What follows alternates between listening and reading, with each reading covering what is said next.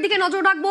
মুখ্যমন্ত্রীর পরামর্শদাতা সুব্রত গুপ্ত, আমরা জানি নির্বাচনে স্পেশাল অবজারভার ছিলেন সুব্রত গুপ্ত, এবং সেই সুব্রত গুপ্ত এখন মুখ্যমন্ত্রীর পরামর্শদাতা। আমাদের সঙ্গে সোমরাজ রয়েছেন, প্রতিনিধি সোমরাজ, কি খবর? দেখো, মুখ্যমন্ত্রীর পরামর্শদাতা বা অ্যাডভাইজার হিসেবে নিয়োগ করা হলো রাজ্যের প্রাক্তন অফিসার সুব্রত গুপ্তকে।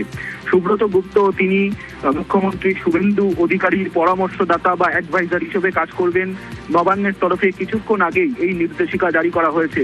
তুমি দেখেছো, এ রাজ্যে এসআইআর প্রক্রিয়া চলাকালীন সময় সুব্রত গুপ্ত তিনি স্পেশাল অবজারভার হিসেবে কাজ করেছেন, এমনকি রাজ্যে বিধানসভা ভোটেও গুরুত্বপূর্ণ দায়িত্ব পালন করেছেন সুব্রত গুপ্ত। এবং সুব্রত গুপ্তের ভূমিকার প্রশংসা জাতীয় নির্বাচন কমিশন করেছে, এমনকি রাজ্যপালও করেছে। ফলত সেই জায়গায় দাঁড়িয়ে সুব্রত গুপ্তকে রাজ্যের মুখ্যমন্ত্রীর পরামর্শদাতা হিসাবে নিয়োগ করা হলো। এই নির্দেশিকা কিছুক্ষণ আগেই নবান্নের তরফে জারি করা হয়েছে এবং তিনি এখন থেকে আপাতত নবান্নে তিনি কাজ করবেন এবং মুখ্যমন্ত্রীর পরামর্শদাতা হিসাবে কাজ করবেন। অর্থাৎ বিভিন্ন কাজের ক্ষেত্রে তিনি মুখ্যমন্ত্রীকে পরামর্শ দেবেন।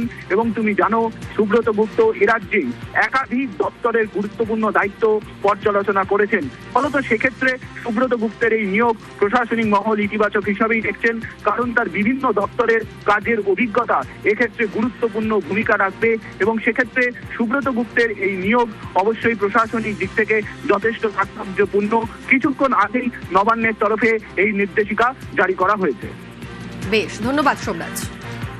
মুখ্যমন্ত্রীর পরামর্শদাতা সুব্রত গুপ্ত, এবারের নির্বাচনে স্পেশাল অবজারভার ছিলেন সুব্রত গুপ্ত।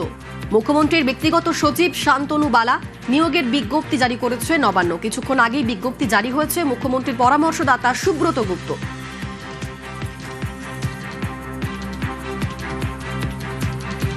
মুখ্যমন্ত্রীর পরামর্শদাতা সুব্রত গুপ্ত, এবারের নির্বাচনে স্পেশাল অবজারভার ছিলেন সুব্রত গুপ্ত। সেই সুব্রত গুপ্ত এখন মুখ্যমন্ত্রীর পরামর্শদাতা। কিছুক্ষণ আগেই এই নিয়োগের বিজ্ঞপ্তি জারি করেছে রাজ্য সরকার।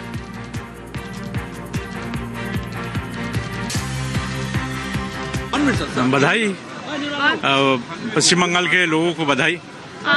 अच्छा होगा, लोगों का निर्णय है ये, अच्छा ही होगा।